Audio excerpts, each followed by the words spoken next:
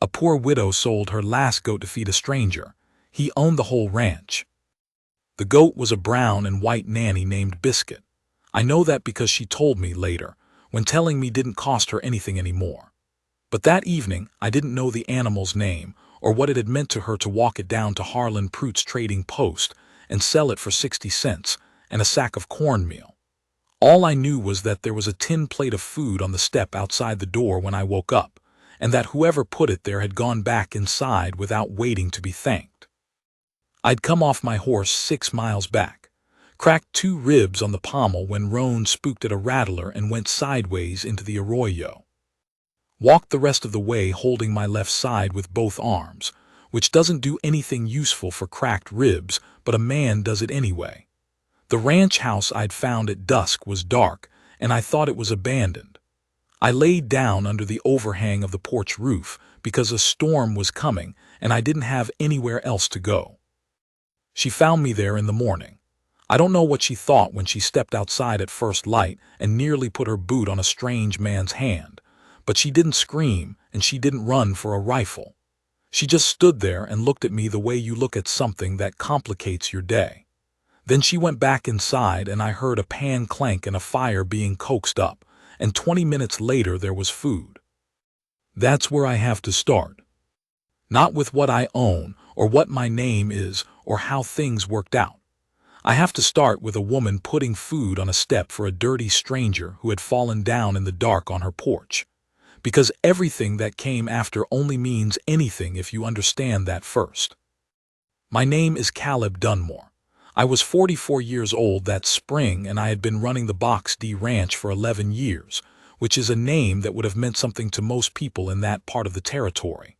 6,000 acres straddling the river bend, good grass, clean water, a main house with glass in every window. I'd built it from 200 acres and a borrowed mule. I'm not saying that to brag. I'm saying it because it has to do with what happened and why I didn't tell her who I was right away. I was 3 days' ride from home. I'd been traveling alone, no hands, because I'd needed to be alone. My foreman, Dutch Welty, had tried to argue me out of it. Take somebody, he said. You've got 4 men sitting idle. I told him I was going to check the north boundary fence line and I didn't need 4 men to look at fence posts. That was true, but it wasn't the real reason. The real reason was that I'd buried my brother Eli 6 weeks before, and I hadn't spoken more than 6 words in a row to any living person since the funeral, and I was starting to feel like a door that had been closed so long it might not open again. I thought riding alone through open country might do something for that. I don't know that it had, but it hadn't made it worse. Roan was gone. I'd looked back twice from the ridge and not seen him, and I knew the shape of what had happened. A horse with a loose rein in a thunderstorm finds his way to water or shelter or another horse, and if none of those things are near, he just keeps moving. I'd find him eventually or I wouldn't.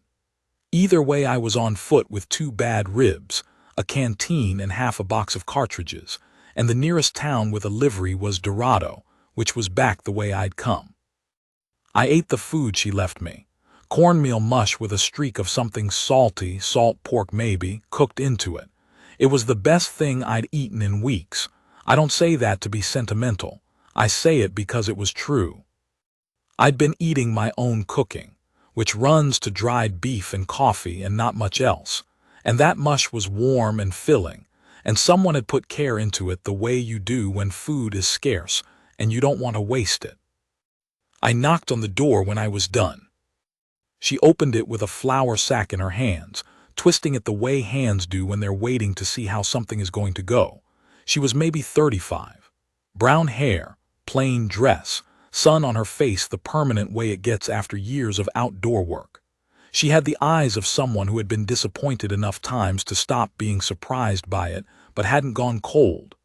There's a difference between those 2 things, and she was still on the near side of it. I said I was grateful for the food and asked what I owed her. She said nothing. I said I didn't want charity. She looked at me for a moment.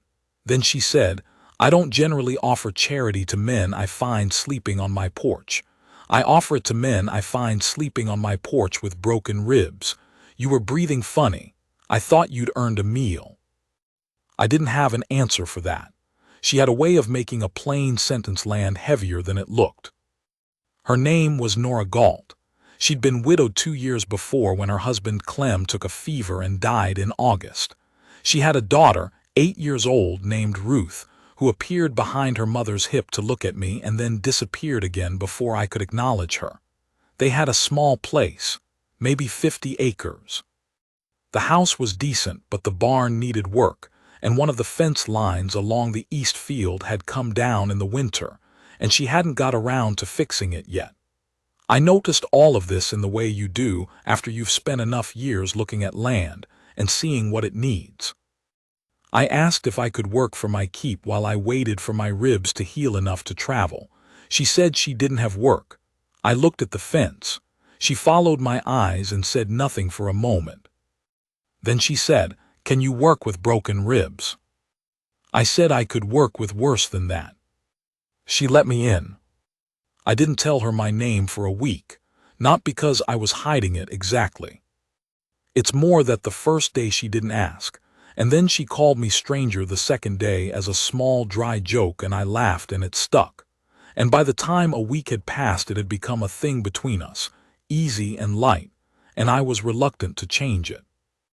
The truth is, it felt good to be nobody for a while. I'd been Caleb Dunmore, the Box D. For so long I'd forgotten there was a self underneath it. Out here I was just a man who could fix fence and patch a barn roof and split wood without complaining. She judged me on nothing else, and that was a strange relief. I slept in the barn.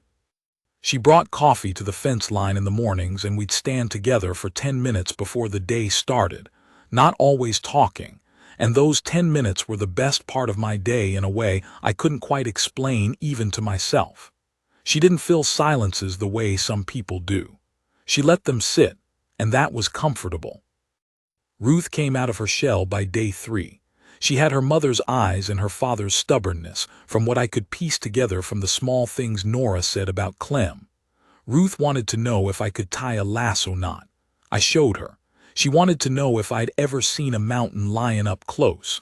I had. She wanted to know which was meaner, a rattlesnake or a Gila monster. I told her a rattlesnake was faster, and a Gila monster was dumber, and both would make your day unpleasant, and she thought about this seriously and agreed. After that, she'd appear at the fence line or the barn whenever she had a question, and the questions came frequently. I noticed things about Nora the way you notice things when you're watching someone work. She was efficient with her hands, never wasted emotion. She kept the house clean without making it look like cleaning took effort. She was harder on herself than the situation required. I'd see her stopping at the end of a long day and looking out over the east field the way a person looks at a bill they can't pay. She had too much on her, that was plain. The ranch was more land than she could work by herself with a child, and she was carrying it without complaint and had been for 2 years, and nobody who lived close enough to help had offered. I asked her about that one evening. We were sitting on the porch after supper, the way we'd taken to doing, and the sky was doing what it does out there in the late evening, going colors that don't have proper names. I said, "You have neighbors?" She said, "I do." I said, "They don't come around much." She said, "Ed Kastner offered to buy the East 40 last spring." I told him no. She paused. "He hasn't been around since." I understood. Kastner was testing her. A widow alone on 50 acres with a child was supposed to fold eventually. Every season she didn't sell was a season she was proving a point she hadn't intended to prove. The neighbors were either waiting to see how it came out or were actively hoping she'd fail, because it would open the land up. I asked why she'd turned Kastner down. She was quiet for a moment. Then she said, "Because Clem broke that ground, because Ruth was born on this land, because—" She stopped. "I don't know how to explain it so it makes sense." I said it made sense to me. She looked at me. Not a long look, just a glance, but there was something in it. Like she'd said more than she meant to and was checking whether she'd made a mistake. I didn't say anything else. I just looked at the sky and let the evening sit. On the 9th day, I found the goat. I was walking the south fence line, and there she was in old Pete Harlan's pen, which was odd because Pete Harlan was a trader and not a farmer, and he had no use for a milk goat.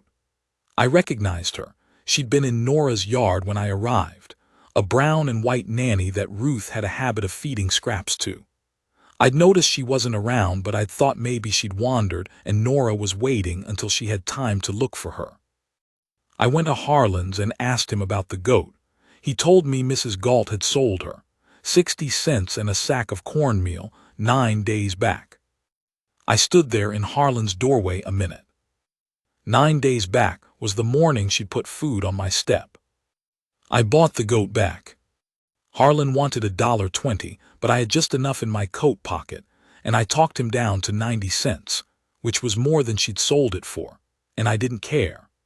I walked the goat back to Nora's yard on the end of a short rope, and when I came around the side of the house, Ruth saw me first and screamed "Biscuit," and came running down from the porch and threw her arms around the animal's neck, and then Nora appeared in the doorway.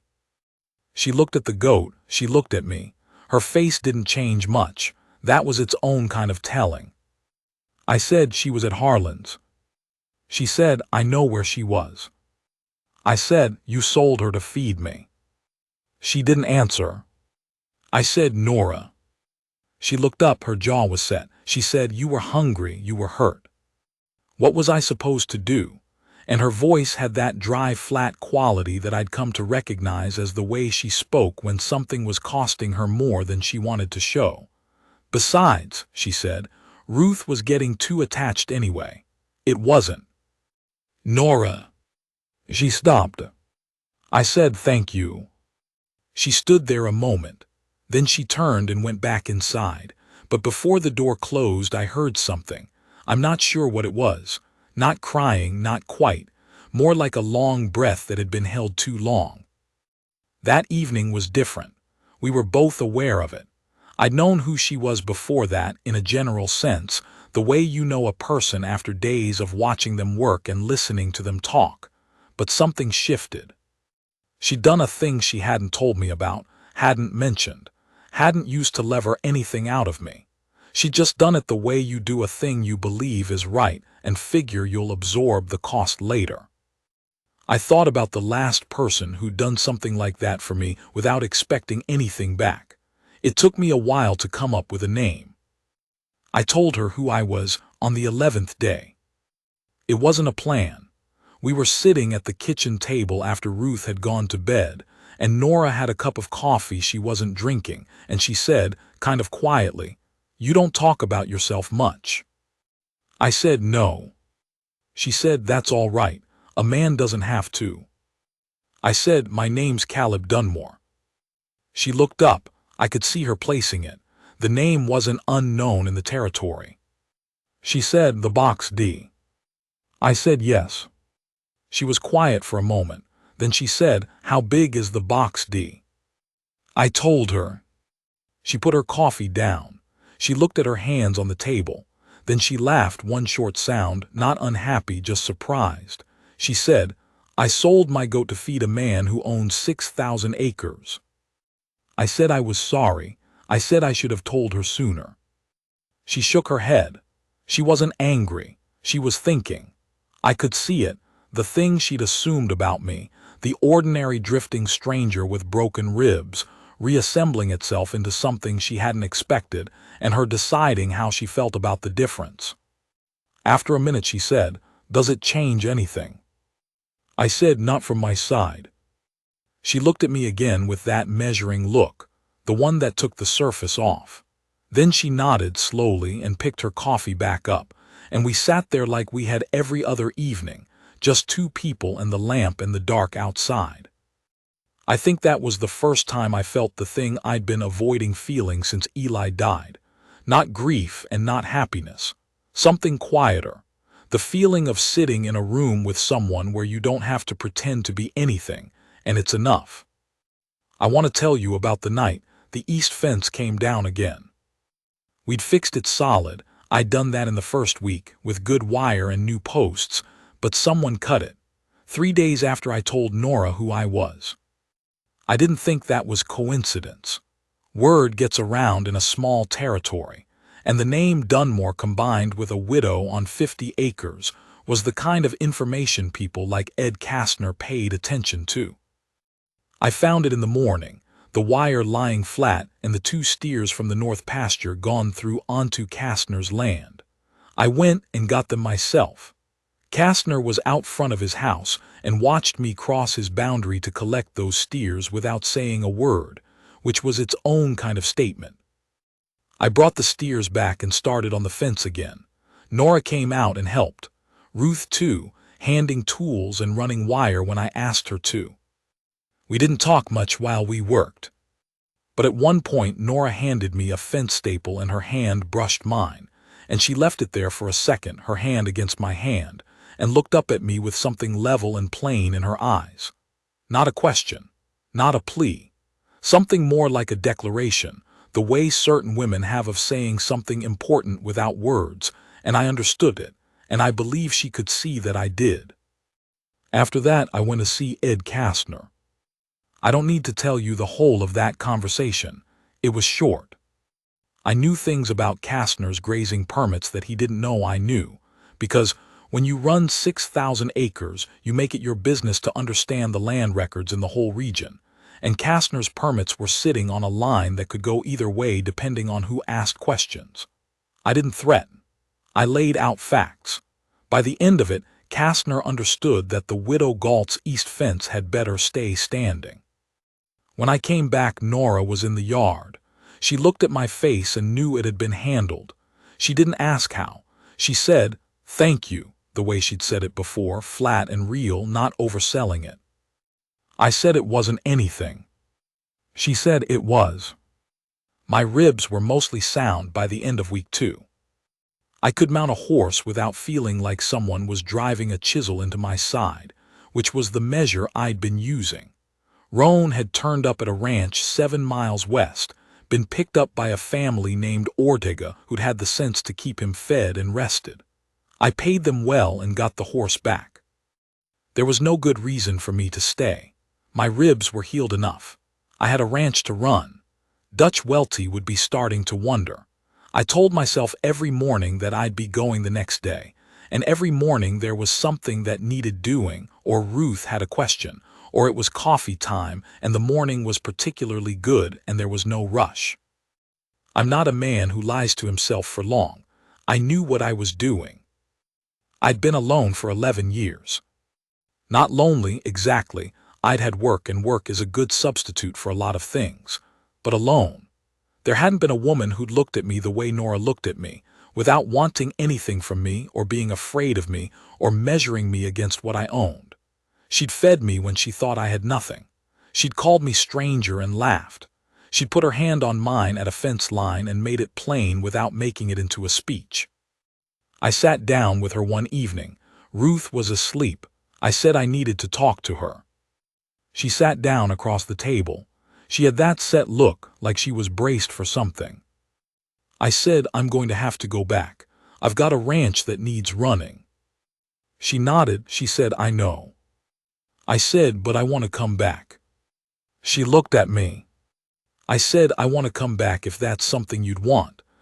I'm not offering to buy your land or fix your problems for you. I know you don't need that. I've watched you for 2 weeks and I know what you can do." I stopped. "I'm not a man who talks well when it matters," I said. "I just want to come back and keep coming back." She was quiet for a long time. Long enough that I started to think I'd read it wrong and made a fool of myself, which is a feeling a man of 44 doesn't entirely know how to absorb. Then she said, "Why?" I said, "Because you're the best person I've met in a long time, maybe ever." She looked at the table, then she looked at me. She said, "You've got a whole big ranch, Caleb. You've got hands and a foreman and 6,000 acres. I said I did. She said, "So why would you want to come back to 50 acres, and a widow with a stubborn daughter and a goat named Biscuit?" I said, "Because I slept better in that barn than I've slept in my own house in 6 years. Because your daughter asked me 11 questions today, and every one of them was interesting. Because when you put food on my step, I didn't know who you were, and you didn't know who I was, and you did it anyway. And there aren't many people in the world who do things like that." She was still looking at me. Her eyes were doing the thing that eyes do when they're deciding whether to believe something. I said, "I'm not asking for anything right now. I'm just asking if I can come back." She said, "You can come back." I rode out the next morning. Dutch Welty met me on the North Road and fell in beside me without a word about how long I'd been gone, which is the right thing for a foreman to do. I told him when to worry, and he hadn't needed to. I went back 3 weeks later, and the time after that. By the summer, I was spending more time at Nora's 50 acres than at my own 6,000, and Dutch had taken to running the place with a steadiness that told me he'd been ready for more responsibility for years, and I'd just been too occupied with being necessary to notice. Nora didn't change when she understood I was serious. That was one of the things about her. She didn't become soft or careful or grateful in a way that changed how she carried herself. She was exactly who she'd been when she put food on my step, direct and self-contained and funny in that dry way she had, a way where you had to be paying attention or you'd miss it. But she let me in, bit by bit, in the way a person lets you in when they've been let down before and they're choosing to trust you anyway, which is its own kind of courage. One evening in July, I was fixing the latch on the barn door, and she came out to see how it was going. She stood beside me while I worked and didn't say anything for a while, and then she said, "You know Ed Kastner's been telling people you're going to take the ranch from me." I said what Kastner told people wasn't something I spent much time on. She said, "He says I'll sell eventually.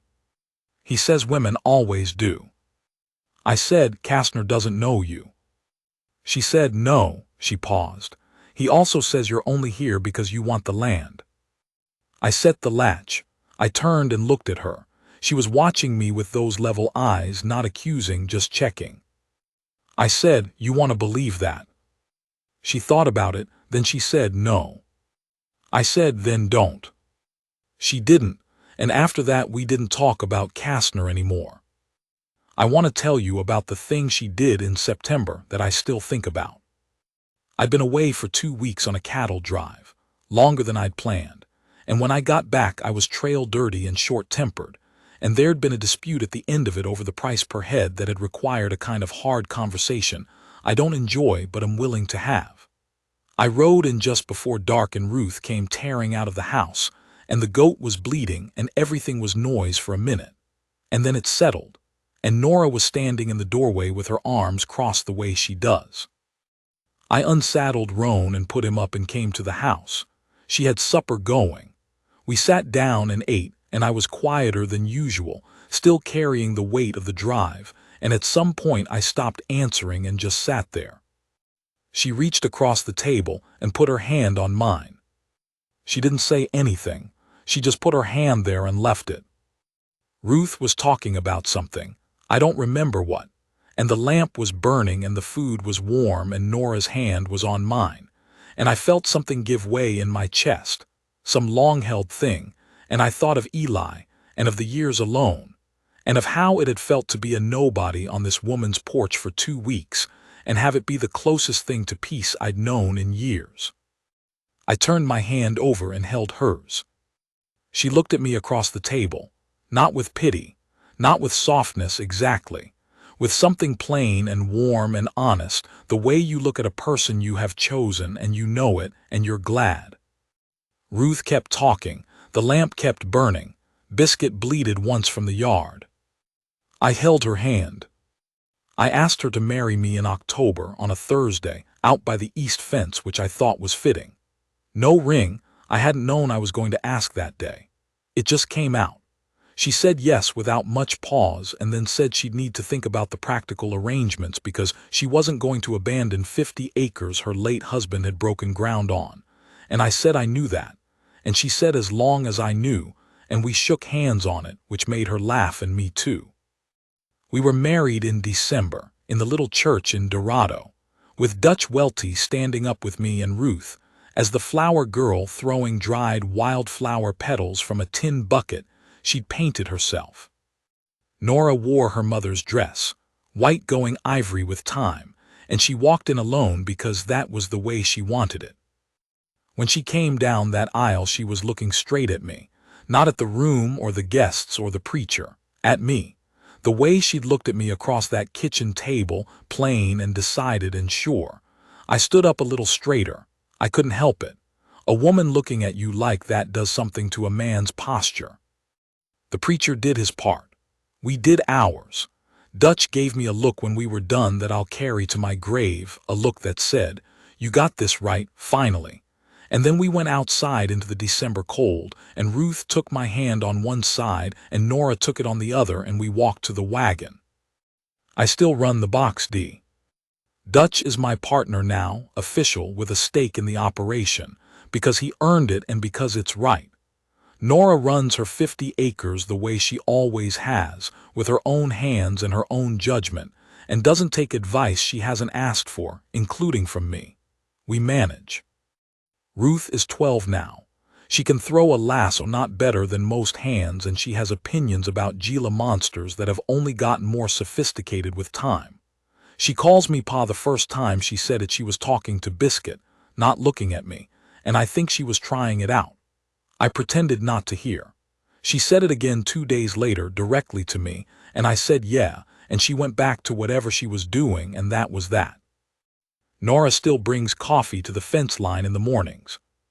We still stand there for 10 minutes before the day starts, not always talking, and those 10 minutes are still the best part of my day. That's not something I expected. You get to my age and you think the good parts are mostly behind you, not because you're bitter, but because the math seems clear. You've had your run at things and they've gone the way they've gone, and you start managing down.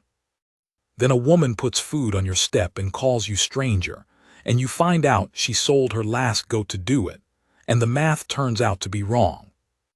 I was worth something to her before she knew what I had. That matters to me more than I know how to say. It matters more than the 6,000 acres or the cattle or anything that came with the name Dunmore. She chose a dirty stranger with broken ribs on her porch in the dark. And when the stranger turned out to have a ranch, she chose him anyway, and for the same reasons. That's a thing a man carries straight. There's a photograph Nora has, taken the summer after we married, out in front of the house on her 50 acres. She's beside me and Ruth is in front of us, and I have my arm around her shoulders, and she's looking at the camera with that level gaze she has. I look at that photograph sometimes, at my own face in it, and I barely recognize it. I look like a man who's been put down somewhere solid and knows it. That's what she did. That's what it meant. She put food on my step when I had nothing. I didn't know then what it would grow into. I don't think she did either. But she did it because it was right, and because she was the kind of woman who, when something is right, just does it. The rest followed from there.